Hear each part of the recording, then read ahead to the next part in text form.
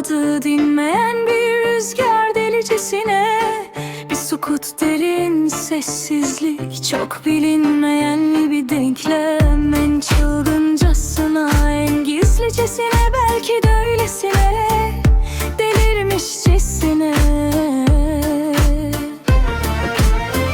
Dönüşen öfke seline, dağlarda volkan gibi patlarcasına, ne diyeyim tuzakçasına.